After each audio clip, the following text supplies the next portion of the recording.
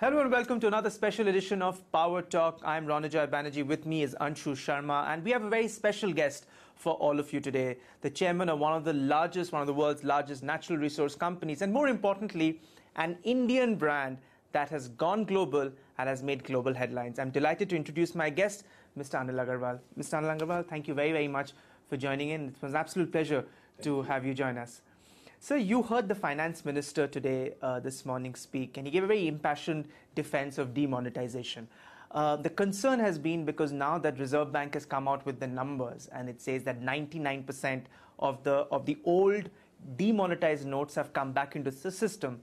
Many questions are being raised. Has the basic purpose of demonetization been defeated?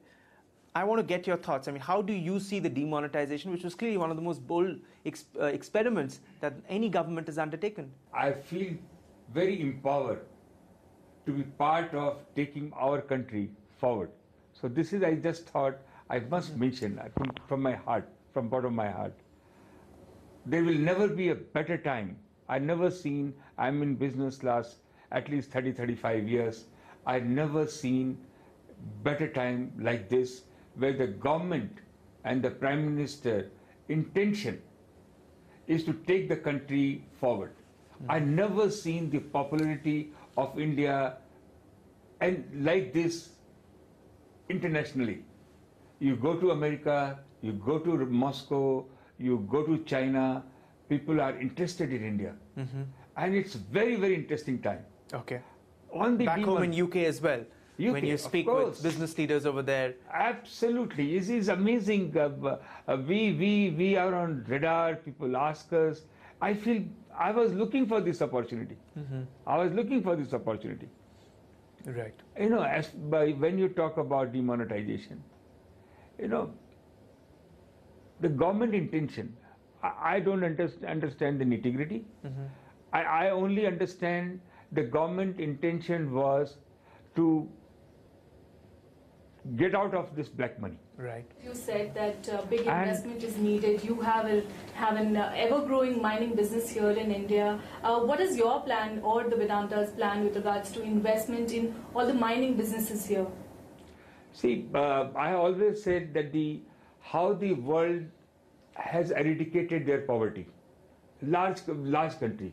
Leave the Japan. Japan is small country. They can live with the technology. But a country like us, country like America, country like Russia, Middle East, those countries has eradicated their poverty. Brazil, they have eradicated the poverty on the basis of their natural resource. We have done enough for above the ground, and we'll continue to do that. For the farmers are very important, but to support them, to support the agriculture, you need to support, they are supporting fertilizer, they are supporting the electricity, seeds, everything, even the minimum price for the crop. But where the money will come? Of course the money will come with the technology, but the major money will come what you have below the ground.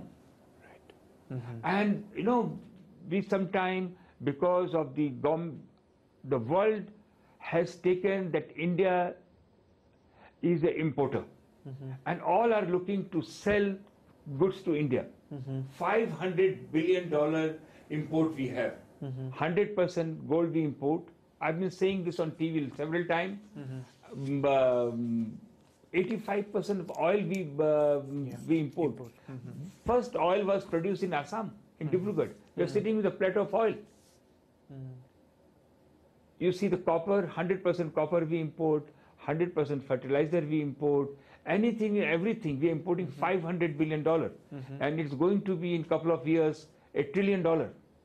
So whatever you earn, and to make this product, somewhere job being created outside India. Why? It has to be created. Geologically, we have the better geology. So I've been saying we are the only resource company in India. We need 50 companies like us or 100 companies like us. Please encourage our entrepreneur. Give them, I'm really looking forward exploration mission whereby junior mining company, I would like to go to the colleges, talk to the people and tell them, look, you have a drilling program. Government has come out with a very nice program where you do the exploration. If you find the exploration positive, you can participate in the auction. Preference will be given to you. You can sell your you can sell your what you discover. So it is a very, very interesting time. And what I'm looking at, one is the natural resource to discover, because we have plenty. Compared to the world, we are doing 2% of exploration than what the world does, about 8 to 9%. So we have to accelerate our exploration, and that will eradicate poverty, create phenomenal jobs. But government has to be bold. But then how much do we see Vedanta sort of investing? Because you're giving us the big picture, but what about your own company? It's an amazing story. You will not believe, last 10 from 2003 to now we have raised $33 billion from abroad. You have to convert them into the rupees. Can be phenomenal. Yeah. And this is the story. We put this money into India. And we have invested in oil, we have invested in copper, we have invested in zinc, we have invested in iron ore, we have invested in aluminum. And it was a very difficult task for me. But I am son of the soil.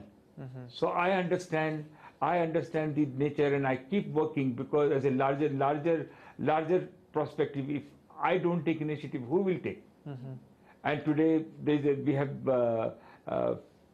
all these minerals we have developed. Going forward, I have a plan where we definitely want to invest another $8 to $9 billion to double the all on brownfield, all in brownfield oil. We want to double the oil. 50% of oil we want to produce. Gas, copper, zinc, iron ore, all this capacity we are going to enhance, maybe more than 50%. And over how many years you're looking at? 3 years, 3 years, and invest about $8 billion. Government is likely to come up with commercial mining in the coal sector. That is one sector you're not part of, though you have the power business. Would you like to enter the commercial mining business in India?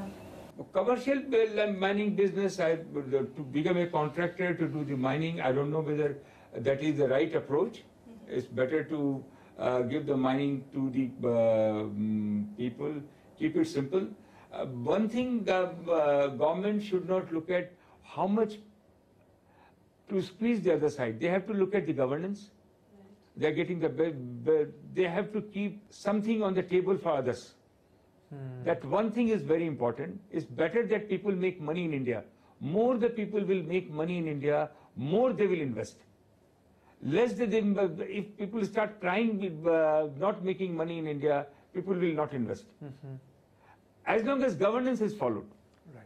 As the governance is followed, so the commercial mining, what you talk about to become a contractor, I'm sure people will be interested, but it is not the Vedanta's area. Some of the steel companies are part of the insolvency proceedings. Some of the big steel producers are part of that.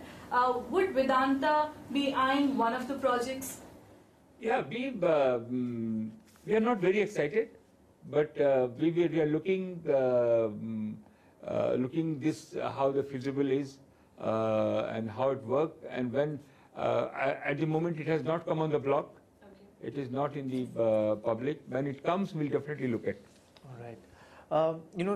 Just today, your CEO told Albanese's term ends. So talk to me a little about the search for the new CEO, the immediate challenges that a CEO of such a diversified conglomerate would face.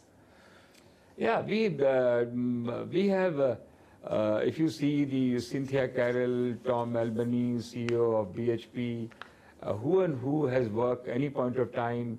We have at least 150 experts working in our company because we don't have a technology here. We have to bring in the best of technology from outside. So at this point of time, we have a great stalwart in our company Kuldeep Kaura, who has been appointed as a CEO of the company, and the process is on to find a right candidate who can drive the company, and in few months of some time this will happen.